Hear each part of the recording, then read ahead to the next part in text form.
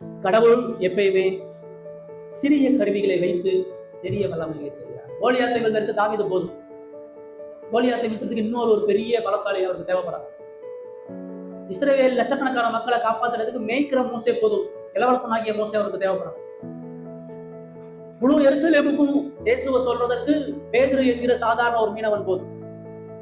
கடவுள் உடைந்த பாத்திரங்களையும் தாழ்மையின் பாத்திரங்களையும் சிறிய கருவிகளையும் அந்த ராஜ்யத்துல பயன்படும். கிறிஸ்தவ வாழ்க்கை இயேசுவினுடைய பிள்ளைன்னு சொன்னா உங்களுடைய அற்ப கிறிஸ்தவ கடமைகள் உண்மையா இருக்கிறதா? உண்மையான கிறிஸ்தவ அதனால அற்ப கிறிஸ்தவ கடமைகள் தினந்தோறும் நீங்க வாசிக்கிற வேத வாசி, நீங்க வாசிக்கக்கூடிய அனுதின வேத வாசித்து அன்னைக்கு உங்களுக்கு வேலை இல்லாம போகலாம். அன்னைக்கு அது மேன்மையா தெரியாது. என்னங்க கணக்கான பைபிள் வாசிக்கிறேன் சந்தோஷம்.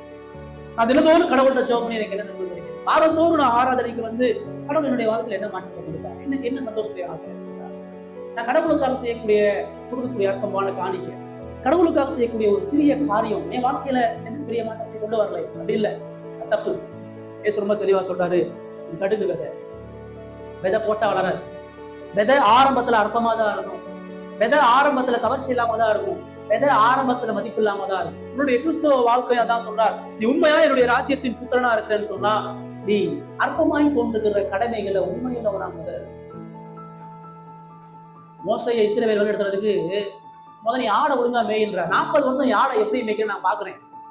ஆடை வழிநடத்தக்கூடிய திறமையும் தாளமும் இருக்கு, நான் டெஸ்ட் பண்ணிட்டு அப்புறமா என் ஜனத்தை நான் மேய்க்கிறது நம்புறேன்.